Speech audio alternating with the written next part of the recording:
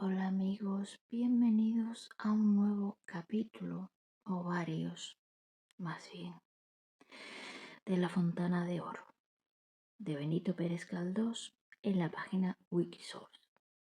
Capítulo 20. Bosmediano. Antes de dar a conocer en toda su extensión el coloquio de estos personajes, conviene dar noticias de uno de ellos, ya harto conocido por el lector. El militar que en el segundo capítulo de esta historia vimos prestando auxilio a Coletilla y después introduciéndole furtivamente en su casa. Se llamaba don Claudio Bosmediano y Coello. Ya era tiempo de decir su nombre. Tenía 32 años y servía en el ejército con el grado de comandante. Su padre fue uno de los venerables legisladores de Cádiz, hombre de talento, de notoria probidad, de elevada cuna y agradable presencia. Había sido siempre muy amado de sus compatriotas. A la vuelta del rey fue perseguido como todos y tuvo que emigrar, pero restablecido el sistema constitucional, el viejo Bosmediano volvió a España y ocupó uno de los más elevados puestos en la política. Con el nombre de Bosmediano conoceremos en esta historia al hijo de aquel varón ilustre, cuyo verdadero nombre no podemos usar en nuestro relato por ser un personaje contemporáneo de memoria muy reciente. Bosmediano, padre, era liberal de corazón, trataba al rey y es seguro que hizo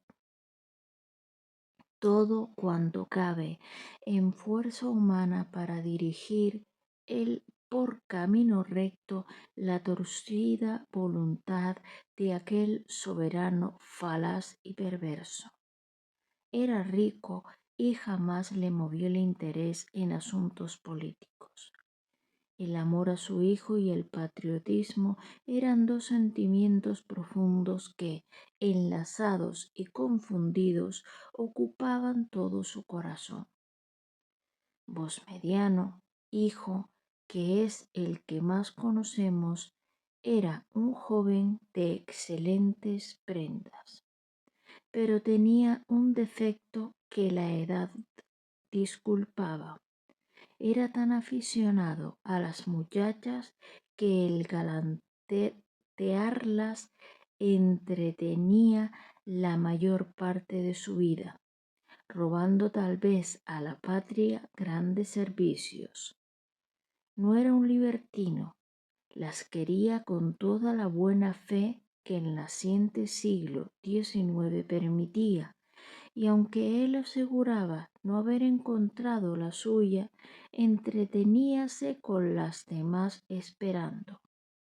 Pero al fin o la había encontrado o había encontrado una que de fijo le entretendría más que las otras.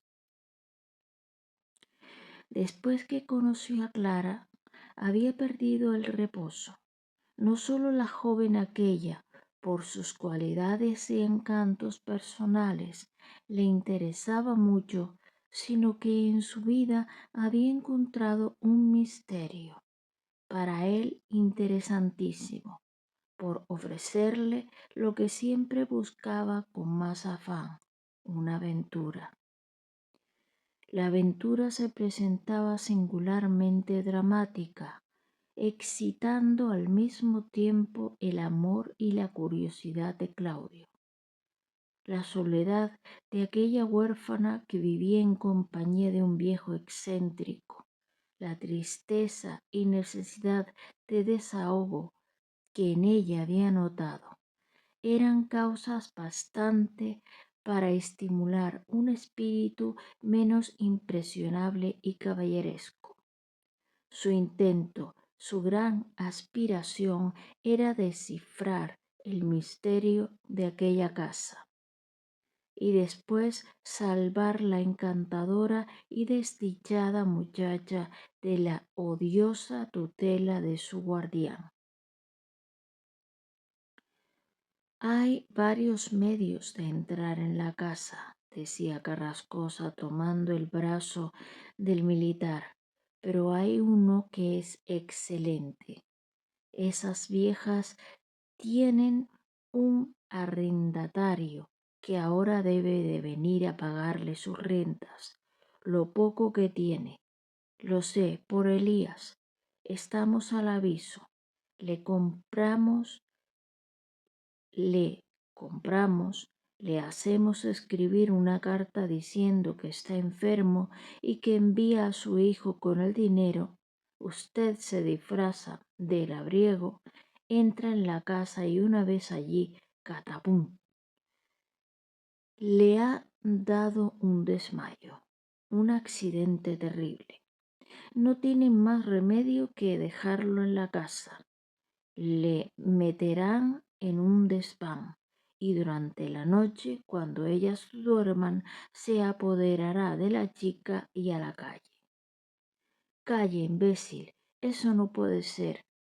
No sé en qué comedia he visto eso, que es muy bonito en el teatro, pero en la vida yo quiero entrar con mi traje habitual, con mi nombre, pero es preciso un pretexto, porque supongo que esas viejas serán la misma desconfianza.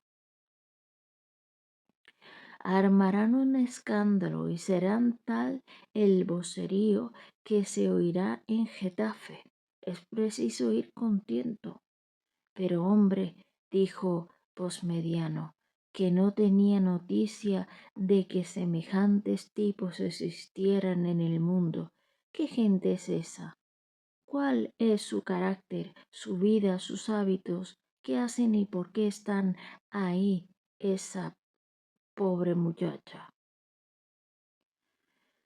Dichoso usted que no conoce a esas diablas de Porreño. Son los pájaros más raros que hay en el mundo. Cuando tengo mal humor voy a reírme con ellas, oyéndolas disparatar. Fueron ricas, pero han venido menos. Creo que el día menos pensado se comerán unas a otras. ¿Y en qué se ocupan? En nada, mejor dicho, en rezar. Una de ellas es santa, y le aseguro a usted que cuando se pone a hablar de sus santidades es cosa de morirse de risa. Y qué impertinentes son. Cuando les propuse lo de la procesión, con objeto de sacar de allí a Clarita, se pusieron hechos unos grifos. Ya me figuré yo que no consentirían, y en verdad, amigo, que el proyecto que acaba de fracasar era atrevidillo. ¿Y cómo ha venido aquí esa Clarita? Yo no sé, cosa de Elías. Hombre, hábleme usted de ese Elías. El día en que le conocí por primera vez me parecía lo más raro del mundo. Ya había yo oído hablar de coletillas. Elías es un loco rematado. Es realista, pero con un fanatismo que le llevará hasta el martirio. ¿Y quiere a esa joven? No sé, yo lo dudo. Coletilla no ama más que al rey, mejor dicho, al príncipe real. Pues bien, a ver cómo me introduces en esa madriguera. Es preciso entrar de ocultis, dijo con la más maliciosa sonrisa el abate. ¿Y qué sacamos de eso? Contestó en el colmo de la confusión Mosmediano. Entro, por ejemplo, de noche. Si alguna me ve, me creerá ladrón, chillará y entonces, bonita aventura. Además, Clara no estará prevenida, no tiene relaciones conmigo. ¿Qué voy yo a hacer allí? Yo quiero introducirme sin que se sospeche nada, entablar amistad con ella. Tengo una idea, exclamó Gil golpeándose la frente. A ver, usted va a entrar en un momento en que Clarita esté sola. ¿Sola? Pues esos demonios, si salen alguna vez, ¿la dejarán allí? Sí. ¿Y cuándo salen? Yo me encargo de averiguarlo y de arreglar eso. Explícate mejor. Lo primero que usted debe hacer, señor don Claudio, es escribir una carta a la niña. Yo también me encargo de eso. Bien, ella sale. Probablemente la dejarán encerrada. ¿Cómo entro yo? Voy a estar descerrajando puertas. No, señor. Usted entrará cómodamente y sin ruido. A ver, ¿cómo es eso? Diablo de abate. ¿Recuerda usted aquel vestido de abate que yo tenía allá por los años 10 y 12? ¿Qué he de recordar yo? Dijo Claudio picado y curioso. Calma, amiguito, contestó don Gil, poniéndole la mano en el pecho. ¿Recuerda usted mi gorro y mis calcetas, un primor de costura y de corte? ¿Y qué tiene eso que ver con la... Vamos allá? Pues ese traje, ese gorro, esas calcetas me las hicieron doña Nicolasa y doña Viviana Remolinos, personas eminentes en el arte de coser, a quienes tendré el gusto hoy mismo de presentar a usted. Pero, ¿qué jerga es esa? ¿Qué demonios tiene eso que ver con lo que te pregunto? Usted no cae en la cuenta, contestó el socarrón del abate, porque no sabe que esas dos señoras viven en la misma boardilla en que hace 10 años vivió la hija del herreño, Josefina Pandero, de quien anduvo tan enamorado el conde de Valdés de la Plata, es decir, en el número 6 de la calle Belén. Yo anduve en el asunto. Ya recuerdo haberte oído contar algo de eso. Pero ¿qué tengo yo que ver con Josefita Pandero ni con esas señoras Remolinos? Usted no comprende lo que quiero decir, porque no recuerda que el conde de Valdés de la Plata, no pudiendo sonsacarle la niña al herreño que la guardaba como si no fuera mujer, alquiló la casa inmediata y no paró hasta abrir la comunicación que le permitió profanar el hogar de aquel testarudo Vulcano.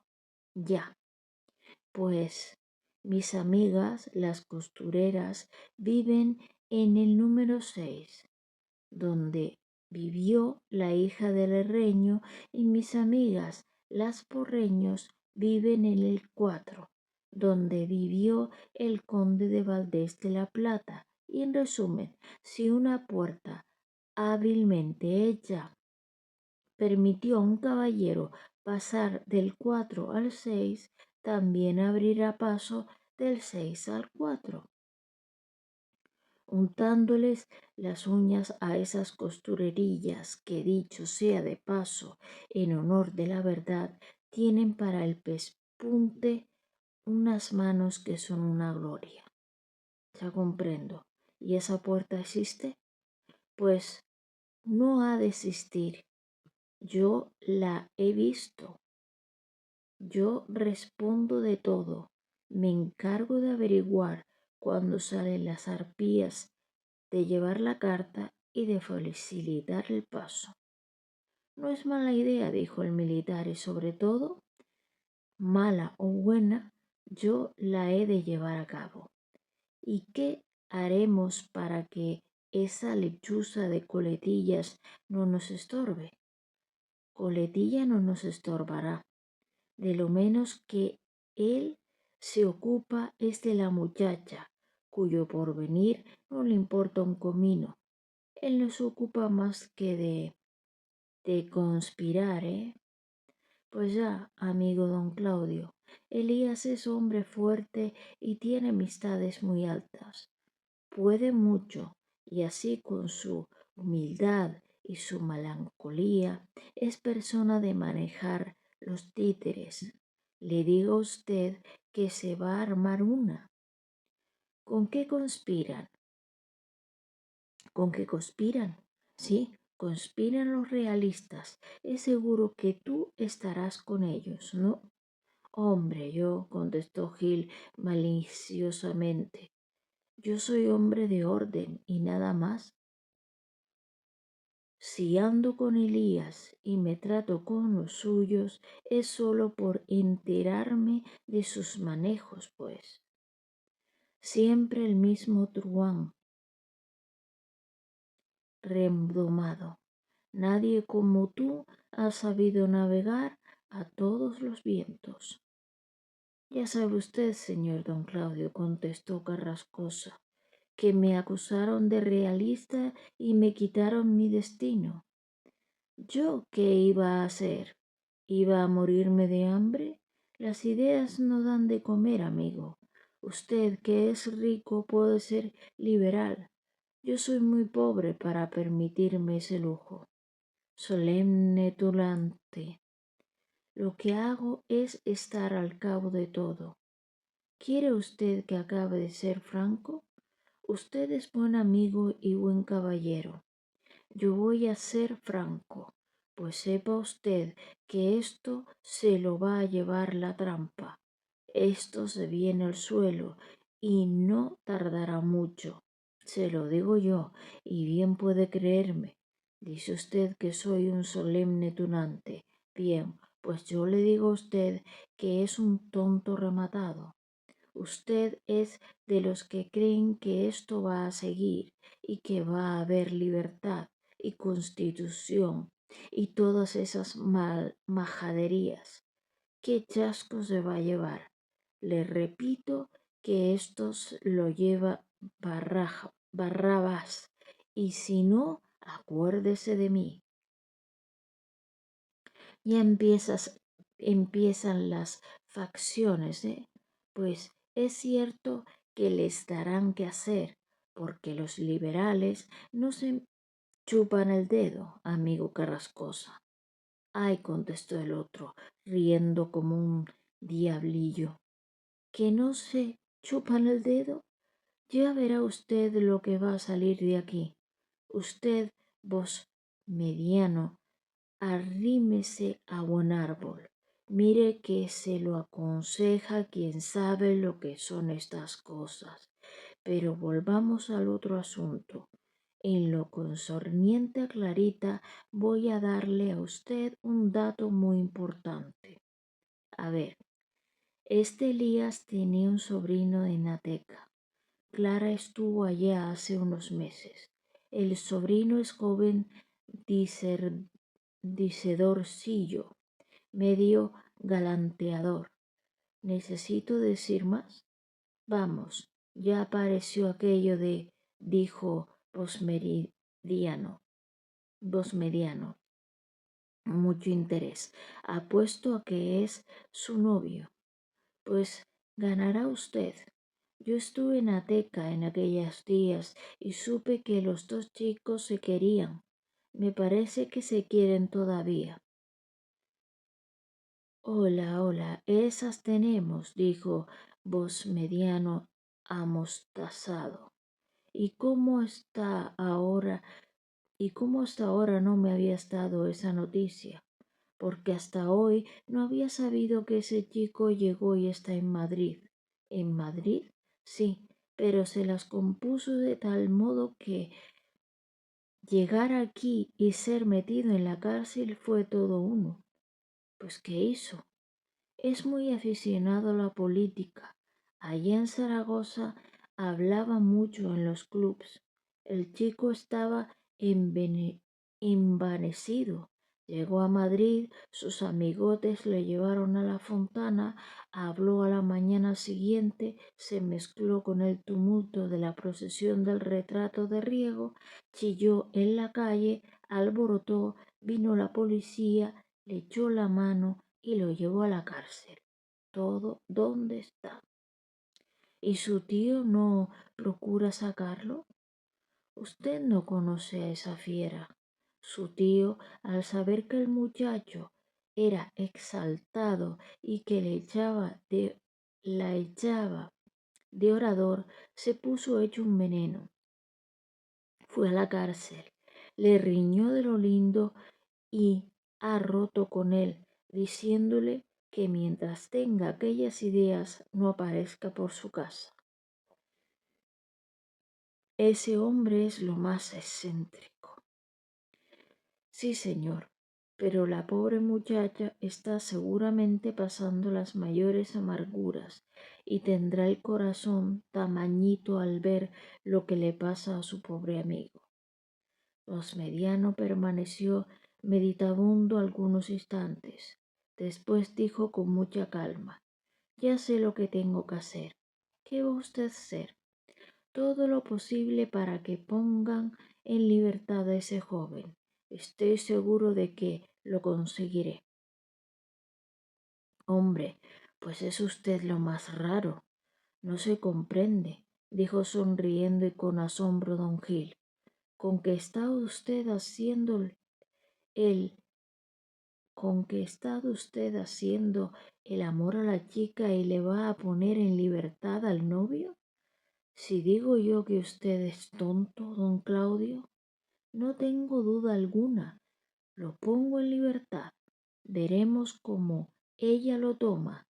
Haremos que sepa que yo le he puesto en libertad. Yo. Buena la va usted a hacer. Estos entes caballerescos son incomprensibles. Ese muchacho será un estorbo más para nuestro plan, para el escalamiento y... No importa, allá veremos sobre los demás. Lo dicho, la carta, alejamiento de las arpías, la puerta del desván. Todo presto, todo arreglado. No hay más que hablar. Dios se la depare buena. Después de estas palabras se separaron.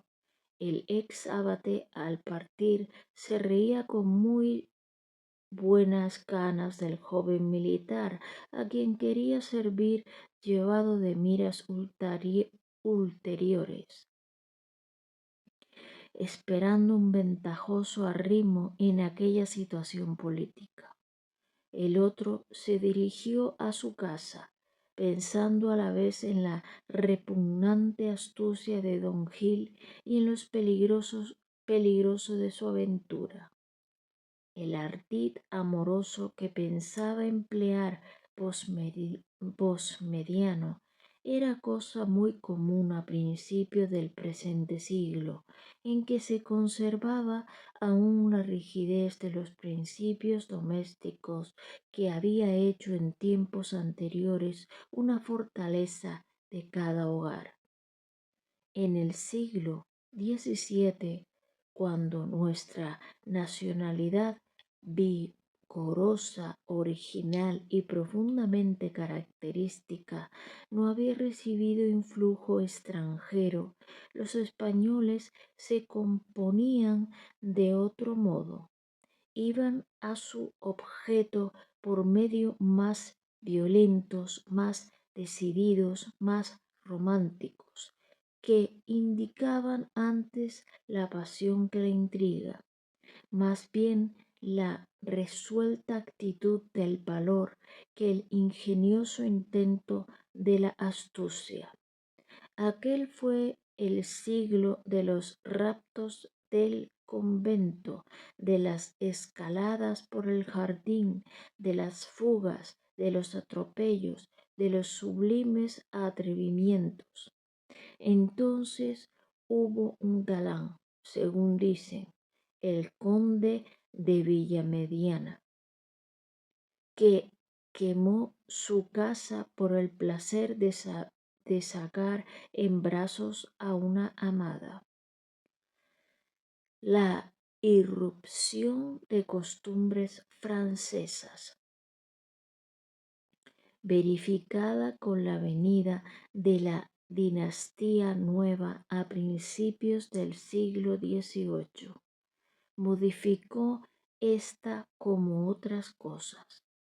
La sociedad que se imponía a la nuestra era menos grande, menos valerosa, menos apasionada, pero más culta, más refinada, más hipócrita. Con ella vinieron los abates y vino la literatura clásica, fría, ceremoniosa, falsa, hipócrita también, la poesía pastoril, último grado de la hipocresía literaria. Tuvo un renacimiento funesto en el siglo pasado. Al compás de los madrigales, los abates hacían el amor calladito en los salones, los amantes se componían versos de casto e insípido pastorileo. No podían entrar en las casas como aquellos a quienes encubrían su dignidad y entraban disfrazados o empleando los más extravagantes y rebuscados medios. Con la sociedad nueva vino la moda nueva. Esta trajo las pelucas blancas, los peinados complicados e hiperbólicos, y con el artificio de estos peinados se creó el peluquero de las damas, hombre gracioso que entraba en todos los tocadores y era tercero en todas intriguillas de amor. Ningún siglo ha visto como el 18º la astucia sirviendo al amor. Veíase a los amantes arrostrando la ridiculez de situaciones muy raras para poder hablar con sus damas. La casa era invadida, pero no como la invadían nuestros caballeros del siglo anterior, espada en mano, batiéndose con una turba de criados y 2 docenas de alguaciles, sino astuta y solapadamente, engañando a las familias, abusando de la confianza o encubriéndose con un disfraz ingenioso y a la vez grosero. En 1821 estos procedimientos estaban aún en boga y el posmediano era maestro consumado en el asunto. Conocía el resorte de los barberos, de las terceras, de los abates, siendo muy diestro en el uso de disfraces, engaños y supercherías amables, como entonces se llamaba a estas cosas.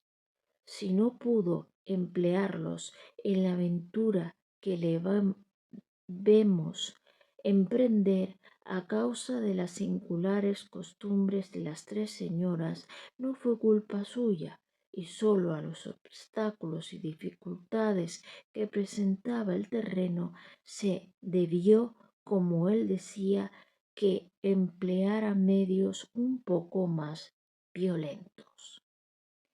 Bueno, termino este capítulo larguito, capítulo 20, y pasamos al capítulo 22. Este capítulo se llamaba Mediano. Ahora el siguiente, el capítulo 21, Libre, de Benito Pérez Galdós, La Fontana de Oro, en wikisource.org. Ante todo, Mediano guiado por su sentimiento fácil de comprender, resolvió firmemente hacer cuanto en su mano tuviera para poner en libertad al pobre Lázaro, servir al que podía considerar como su rival. Le parecía un acto que podía asegurarle la benevolencia de Clara, y esta benevolencia, bien astutamente dirigida, podía convertirse en amor. No procedía éste como los amantes vulgares, en quienes la pasión no es más que un egoísmo un poco espiritualizado. En Bosmediano, los movimientos de delicadeza y generosidad eran espontáneos y vehementes. No le fue difícil conseguir lo que apetecía. El secretario del jefe político, informado por la policía, le dijo que el preso era un agitador, pagado por los amigos de la reacción, pero Claudio le disculpó cuanto pudo, diciendo que era un joven sin experiencia en el juicio, y al fin, después de muchos empeños y recomendaciones, se dio la orden para ponerle en libertad. Bosmediano se dirigió a la cárcel de Villa. Lázaro, después de la visita de su tío, había caído en lúgubre abatimiento. Con perdón. Aquella fiebre angustiosa que llenaba la imaginación de alucinaciones terribles, haciéndole sufrir tan grandes tormentos, había degenerado en lento marasmo, en un letargo moral que le embrutecía.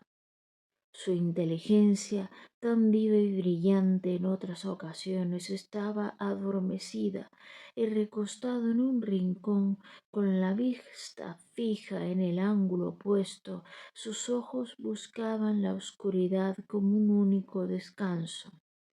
El descuido, el abandono, la atonía y un sopor estúpido se pintaban en su actitud.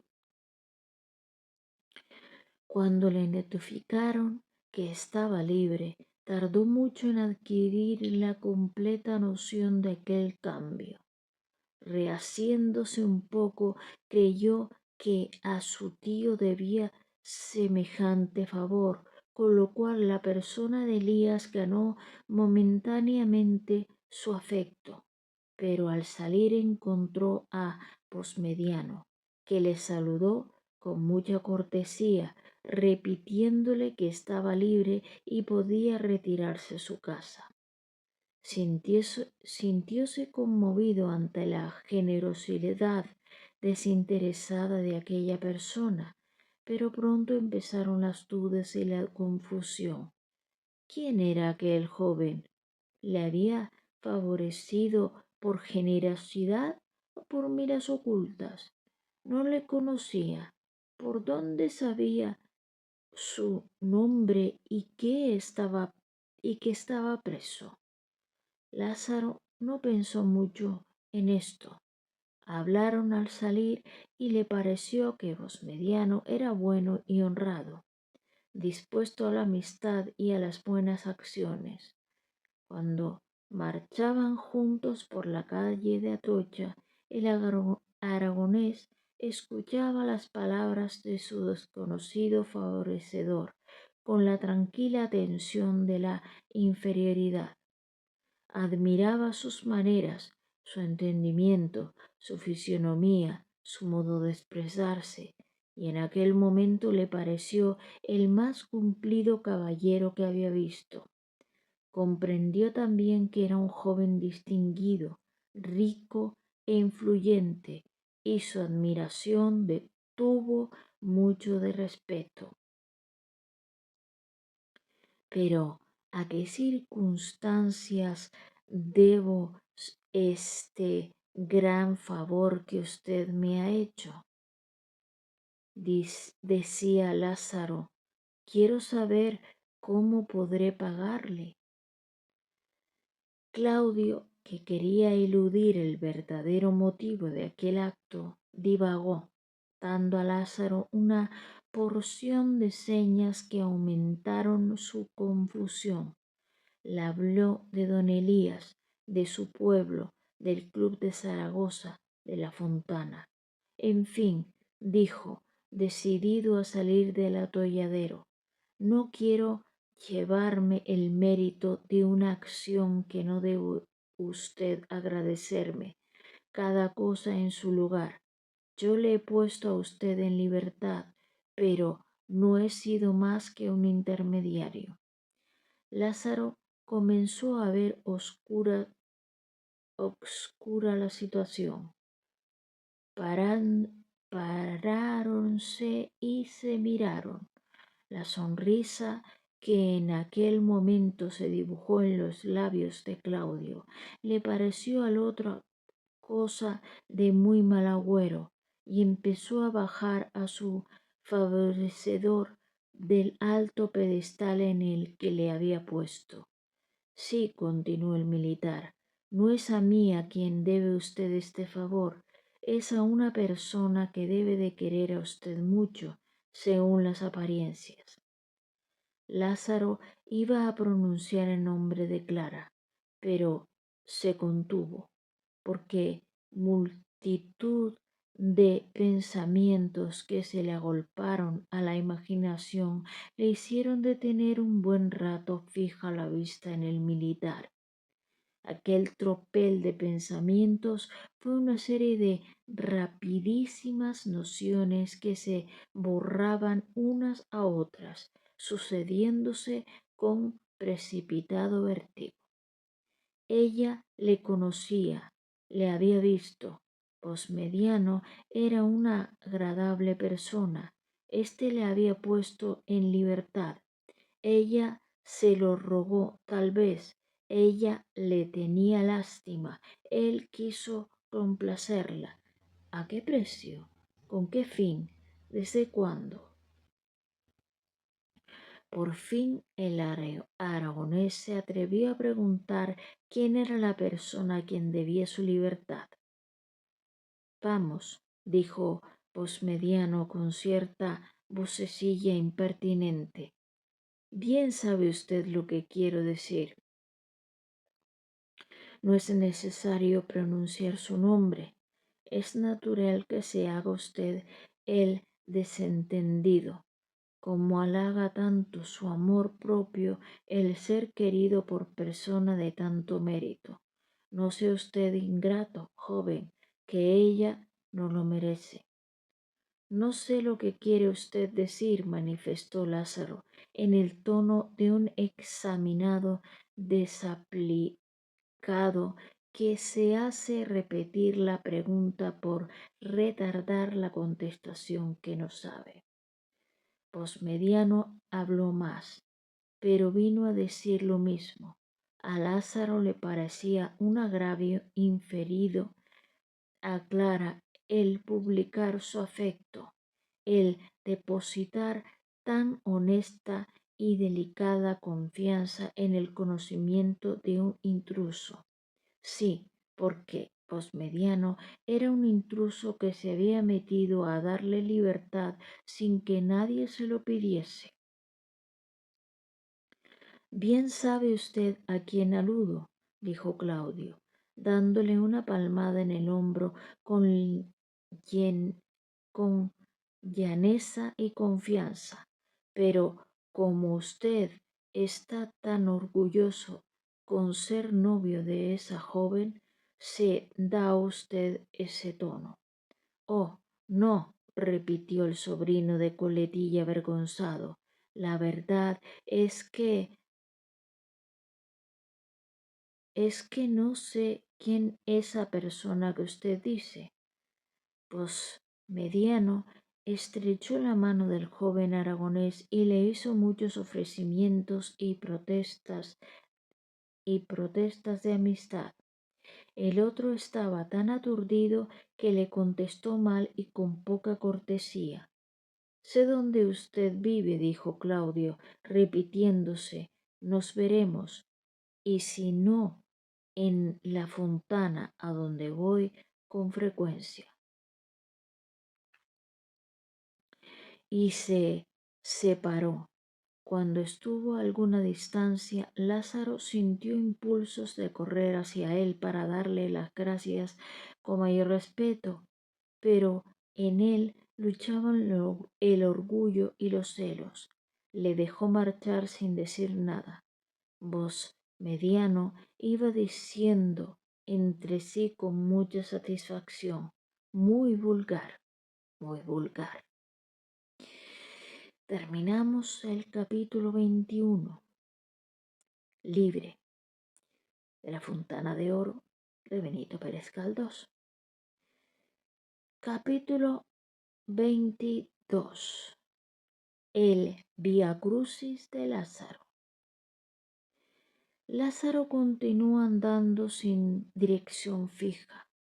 Su brusca y misteriosa salida de la cárcel, el conocimiento de voz mediano y el aturdimiento producido por sus palabras le impidieron por algún tiempo darse clara cuenta de su difícil y rarísima situación. Pero cuando se vio solo y anduvo un buen rato, empezó a comprender que no tenía dónde ir, ni a quién dirigirse, ni con quién vivir. Las palabras dichas por el viejo no le dejaban duda respecto a su carácter.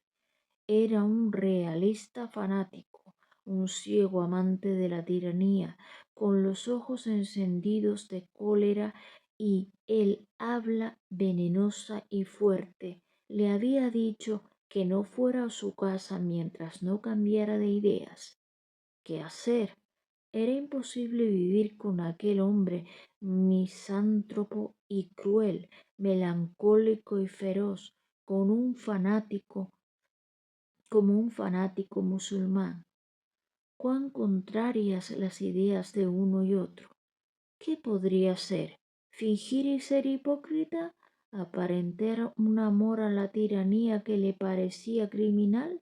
No, eso no puede ser, pensaba Lázaro. Además, en la agitación actual de los partidos, fingir semejantes ideas era peor que profesarlas. El viejo no podía admitirle en su casa. Entonces, ¿qué determinación debía tomar? ¿A dónde iba? ¿Volvería a Teca y Clara?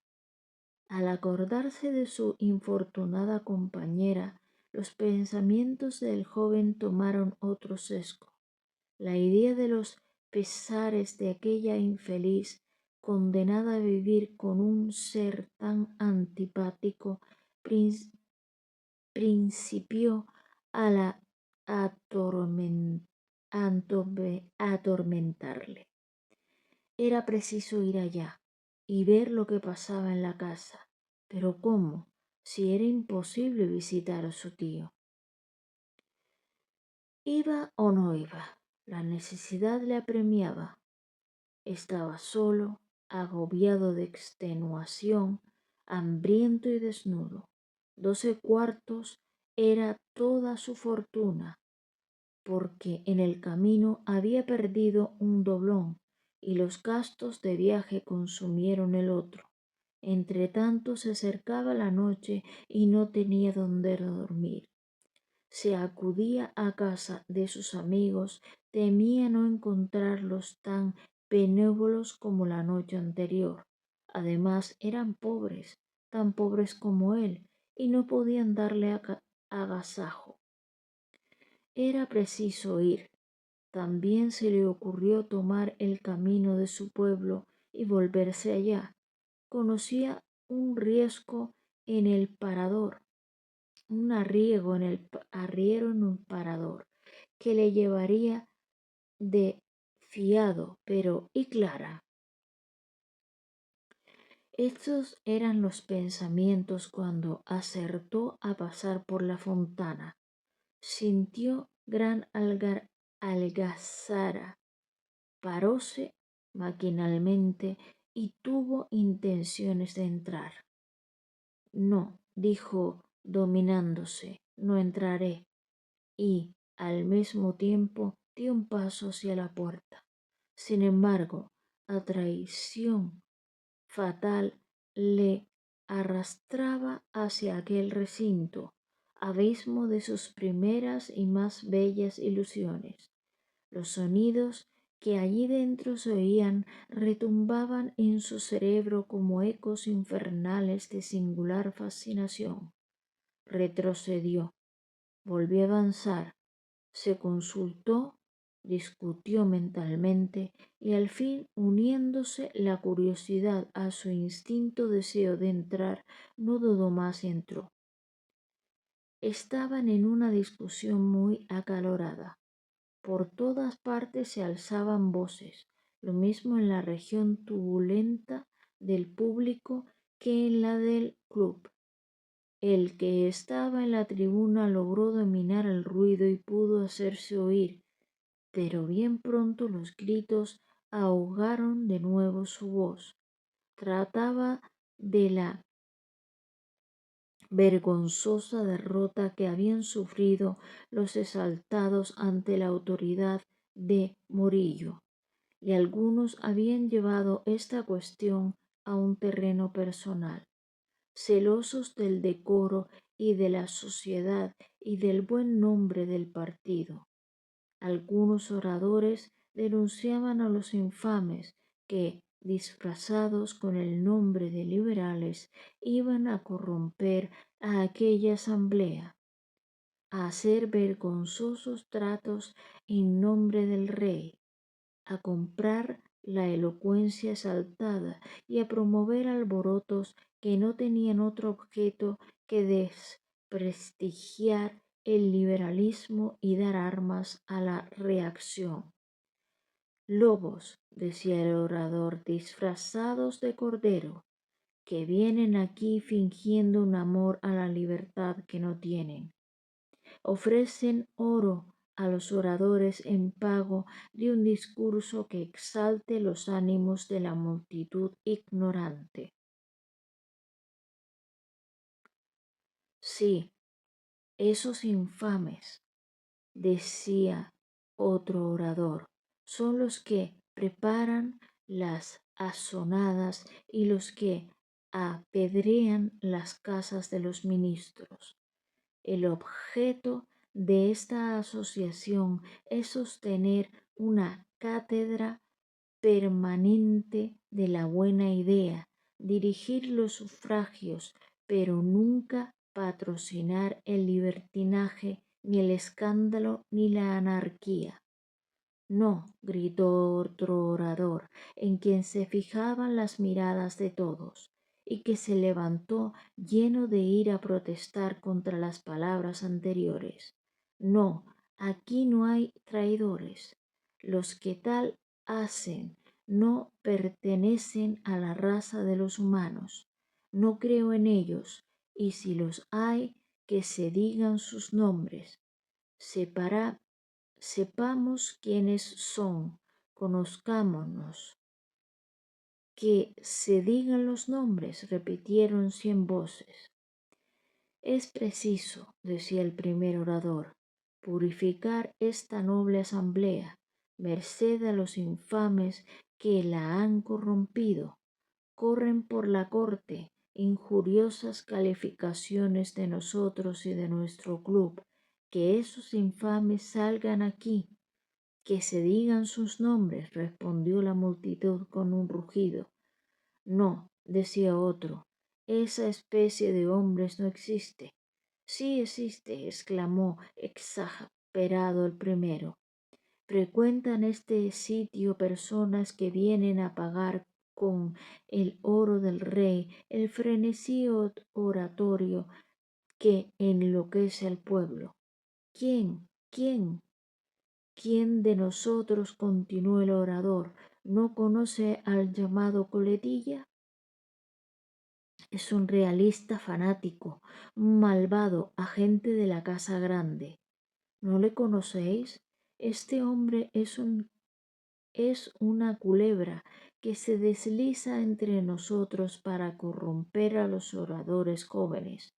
Yo sé que muchos han recibido dinero en cambio de discursos muy calurosos. Las asonadas absurdas que vemos todos los días. ¿A qué se deben? No lo dudéis, abrid los ojos ciegos. Se deben al oro de Fernando de Borbón, al oro repartido por ese hombre insidioso, por ese coletilla.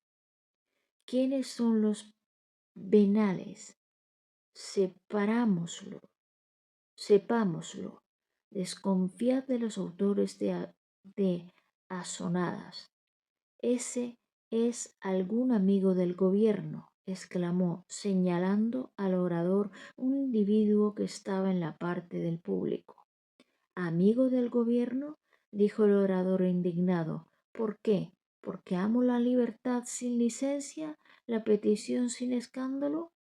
Vosotros amáis la anarquía y cedéis a la venalidad. Me dirijo a los aragoneses, que en este sitio se distinguen por su lenguaje procaz y su amor a los alborotos. ¿Qué se atreve usted a decir? Exclamó Núñez, levantándose como una furia y apostrando al primer orador. ¿Qué injuria dirige usted a mis amigos, a mí? Sí, señores, gritó el otro, desconfiad de los aragoneses. Un aragonés agitó las turbas el día de la procesión del retrato. Algunos miraron a Lázaro que, mudo y helado, presenciaba aquella escena. Y no lo dudéis, continuó el orador, el que habló en aquella ocasión era un vil instrumento de los agentes del rey. Es este, aquí está, exclamó uno señalando a Lázaro a la atención de toda la asamblea. Sí, el sobrino del coletilla, sobrino del coletilla, sobrino del coletilla, repitieron muchas voces. Tumulto espantoso resonó en todo el ámbito. Todos se levantaron y miraron a Lázaro, el que habló la otra noche excitando a la rebelión. Alborotador de la Plaza Mayor, el sobrino de Coletilla. Estas últimas palabras eran el mayor padrón de deshonra. Núñez se levantó a defender a su amigo, pero no pudo. Su voz no fue escuchada. Muchos que temían verse acusados en cuanto vieron el aluvión que sobre Lázaro caía, se descargaron sobre él toda su ira. ¿Cuánto te dieron por los gritos el día de la procesión prendita? Exclamó desde el rincón el Augusto Calleja. Afuera con él, fuera los traidores, fuera, a la calle, a la calle. Lázaro trató en aquel momento supremo de desesperación de reunir todo su aplomo para hablar, para defenderse, para gritar, para decir a todos que era inocente, que era un infeliz, un pobre diablo, el último de los seres. No le escuchaba, no podía hablar ni para defenderse, ni para despreciarles. Se doblegó bajo el peso bajo el peso de tan insoportable miradas y de tanta cólera. La multitud se redobló su furia al ver el estupor y la postración de su víctima, y tras las palabras vinieron los movimientos. Le mandaron a salir, le empujaron hacia la puerta y le echaron. El círculo en que le tenían se estrechaba cada vez más. El desdichado joven vio 100 manos sobre su cuerpo, se sintió cogido, pero como si una culebra se le enroscara echándole fuertes nudos y apretándole en sus robustos anillos. El vocerío, el calor, la angustia, la vergüenza le aturdieron hasta el punto de hacerle perder la claridad del conocimiento. Sintióse arrastrar sin ver quién la arrastraba. Fuerzas descomunales tiraban de sus puños, le golpeaban la espalda, le impelían hacia afuera. Sintió abrirse la puerta con estrépito, sintió que su cuerpo recibía una fuerte sacudida, sintióse arrojado y libre de aquellos brazos terribles y cayó al suelo. El ruido continuaba en torno suyo, formado principalmente de carcajadas infernales, pero al fin el ruido se alejó poco a poco. El infeliz comenzó a experimentar el dolor de la caída y el frío de la tierra. Estaba en la calle. Permaneció en el suelo algunos minutos sin darse clara cuenta de aquel hecho, y el sudor que le cubría su rostro le produjo una impresión glacial. Entonces adquirió conocimiento exacto de su situación y vio que estaba en el suelo con la espalda apoyada en la pared, inclinada la frente, caído y revuelto el cabello. El sombrero rodaba a su lado, su ropa estaba desgarrada y sentía un dolor agudísimo en el codo izquierdo, duramente estropeado en la caída. El ruido de la fontana resonaba como enjambre lejano. A los gritos se unían las palmadas y una voz agitada y sonora se levantaba a ratos sobre aquella tempestad de entusiasmo. Lázaro vio en torno suyo a tres pilletes que le contemplaban con burla, y uno de ellos atistaba una ocasión oportuna para quitarle el sombrero. Los transeúntes principiaron a formar corro, y alguno llegó a inclinarse con curiosidad para ver si el caído estaba difunto o simplemente desmayado. Levantóse porque aquella curiosidad impertinente le molestaba tanto como el rumor que de la fontana salía, y se alejó de allí dirigiéndose a la Puerta del Sol. Los gateras le seguían, acompañados de algunos más. Los serenos le dirigían de lleno la luz de sus linternas, y los transeúntes se paraban mirándole alejarse, seguros de que no era difunto ni estaba desmayado, sino simplemente borracho. Subió la calle de la Montera y preguntó por la calle de Válgame Dios, porque había resuelto dirigirse a casa de su tía. Ya no dudaba, su determinación era fija, y en aquel angustioso trance la casa del fanático en cuya puerta había de dejar sus creencias, sus sentimientos, le pareció un refugio de paz. Después de todo, los pocos días pasados en Madrid habían sido continuado martirio, y la idea de la apostasía que en casa del realista se le obligaba a hacer no le molestaba tanto. Estaba herido de muerte en la imaginación, es decir, flaqueaba por su parte más poderosa. Ya no era aquel joven ardiente que se creía destinado a grandes fines. Era un pobre desheredado, sin vigor de espíritu, sin esperanza y sin ideas. No sabía lo que pasaba, no podía medir la inmensidad del trastorno de su pariente que su pariente le exigía.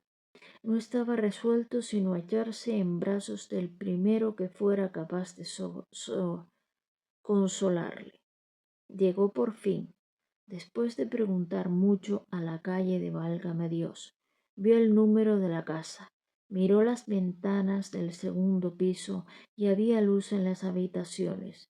Sin duda estaba allí Clara, cansada de esperarle, desconfiada de verle otra vez. Entró en el zaguán y subió la escalera tan agitado y palpitante que al llegar a la puerta se detuvo porque apenas podía respirar. Después de algunos segundos en que trató de reponerse, alargó la mano, tomó el cordón de la campanilla y tiró muy suavemente, porque le parecía que iba a incomodar a su tío y alarmar a Clara si tocaba más de lo necesario para hacer constar en el interior la presencia de un forastero. Pero la suavidad con que tiró su mano temblorosa fue tal que la campanilla no sonó. Quiso hacerlo con más energía y como estaba tan nervioso, tiró tanto que la campana se atronó la casa.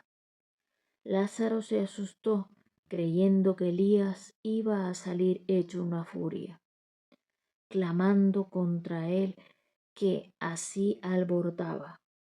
Largo rato pasó sin que nadie abriera, pero al fin distinguió alguna claridad a través del ventanillo. Sintió pasos, una mano desconocida, la tabla abrióse el agujero y aparecieron dos ojos. No eran los de Clara. ¿Quién? Dijo desde dentro la voz de Pascuala. Lázaro preguntó por su tío. Sí, pero no está. Vendrá pronto, soy su sobrino. Pascuala abrió la puerta y Lázaro dio un paso hacia adentro, sorprendido de no oír la voz de Clara. No vendrá ni pronto ni tarde, porque se ha mudado, contestó la alcarreña. ¿Cómo? ¿Cómo se ha mudado hoy mismo? ¿Cómo? ¿Cómo que se ha mudado hoy mismo? Yo estoy aquí todavía porque quedan algunas cosillas y el ropero grande y estoy aquí para cuidarlo, pero mañana me voy.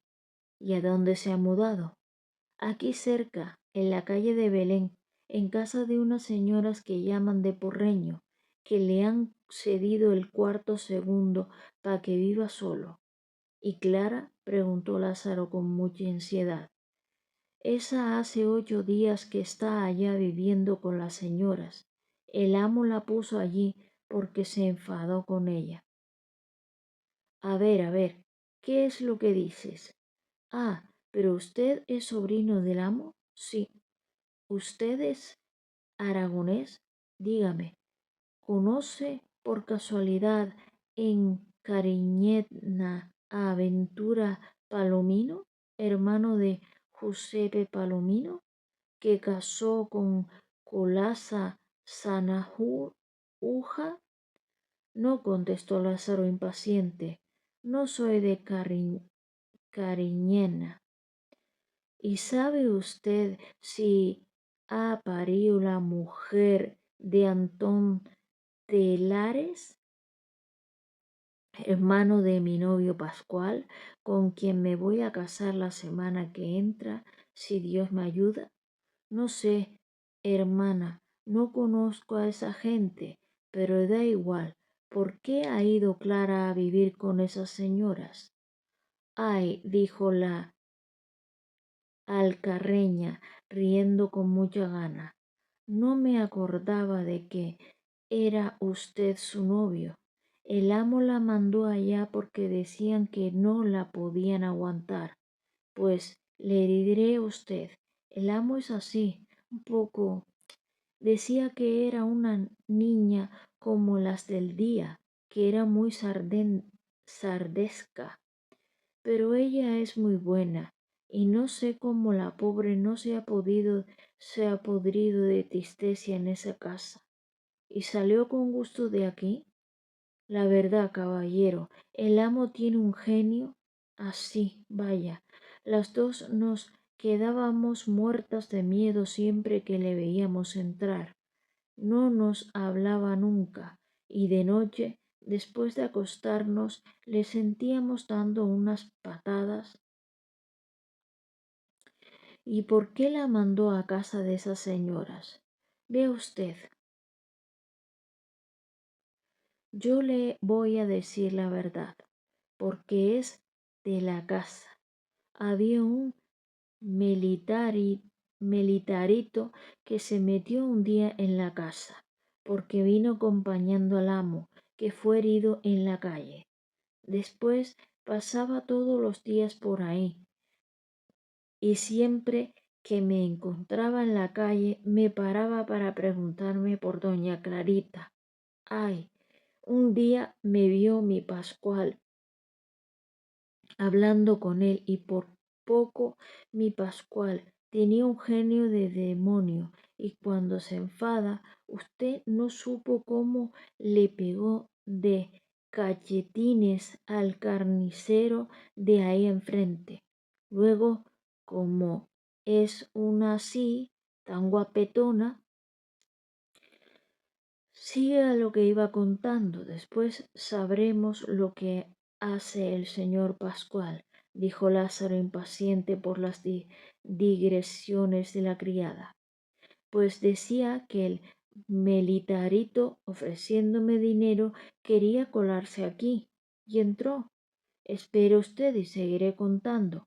No pasaba de la esquina y el amo le alcanzó a ver algunas veces, porque el amo, aunque parece que no ve nada, lo observa todo. ¿Y ella qué decía? Espere usted, él me decía que quería entrar. ¿Y qué decía él de ella? Que era muy guapa para estar aquí encerrada sin ver el mundo, que era una lástima que una mujer así viviera en compañía de un viejo tan feo y tan... Decía, yo la sacaré de aquí. ¿Y ella sabía que él decía eso? Sí, él mismo se lo dijo. Luego estuvo aquí, exclamó Lázaro con mucha ansiedad. Espere usted. ¿Y ella qué decía de él? Que era una persona amable y de muy buen trato, que era buen sujeto y caballero muy cumplido.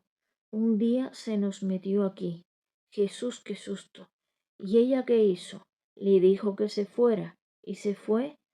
Que aquí estuvo hablando mil cosas. ¿Y ella qué le decía? Que se fuera, porque le iba a comprometer, que si era verdad que se interesaba por ella, que se marchara al momento, no dando lugar a que le vieran allí.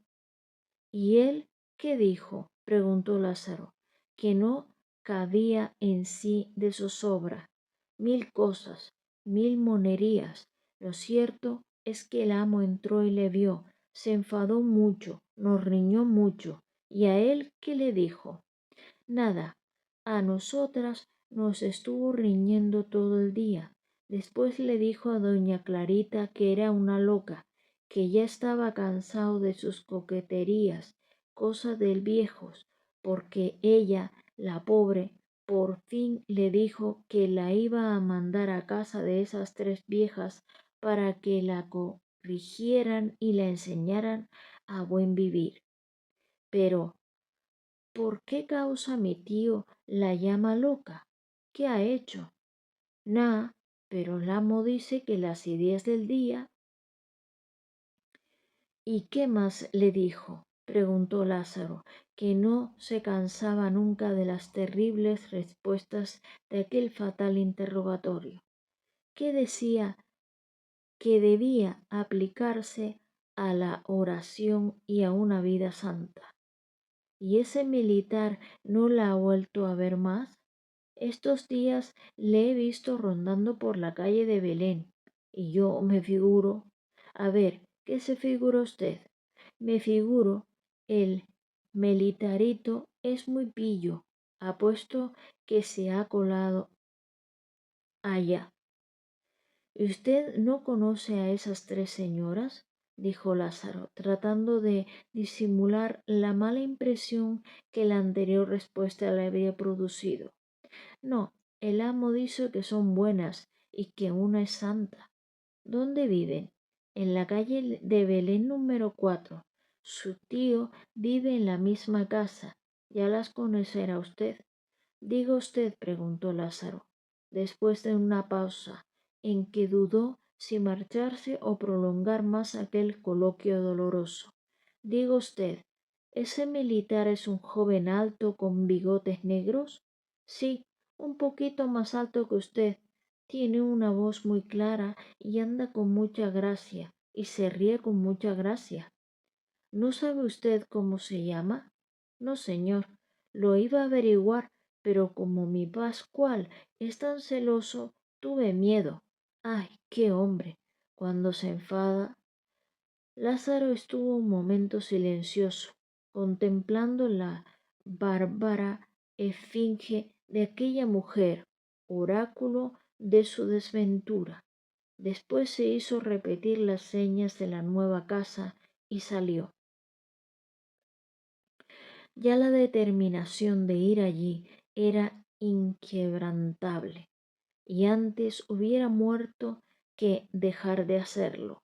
La curiosidad, los celos, la necesidad de encontrar una solución a aquella serie precipitada de dudas le impulsaban hacia la nueva casa, y la abjuración exigida.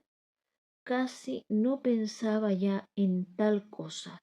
Sin duda alguna podía asegurar que el militar de quien le habló Pascuala era el mismo que le acababa de poner en libertad. Nuevo y doloroso misterio. Hubiera dado muchos días de vida por saber todo con claridad. Al mismo tiempo se horrorizaba al pensar que iba a hacerlo. La idea de la deslealtad de Clara, de su deshonra, era demasiado grande en su horror y no le cabía en la cabeza. Lo que más le confundía era la extraña rapidez, la fatal impaciencia con que se precipitaban sobre él tantas contrariedades, tanta amargura que no le daban tiempo para buscar aliento y esperanza en su inteligencia y en su corazón. Entró en la casa y subió lentamente la escalera de la casa del siglo XVIII. No pudo prescindir de una sensación de respeto hacia aquellas tres damas, desconocidas todavía para él, que le parecían tres perfectos modelos de virtud. Tocó y le abrió una de ellas. La decoración le afectó un poco. Los retratos históricos de la antesala le miraron todos con sus ojos apolillados. Lázaro tuvo miedo. Precedido por paz, atravesó por entre aquellas sombras de la débil luz del pasillo hacia más misteriosas y entró en la sala. Bueno, amigos, terminamos 2 capítulos de La Fontana de Oro de Benito Pérez Galdós en la página wikisource.org. En este caso, el Vía Crucis de Lázaro, capítulo 22. Hicimos capítulo 21 y 22. Bueno, amigos, hasta un próximo vídeo. Espero que les haya ayudado. Cuídense mucho y feliz año nuevo.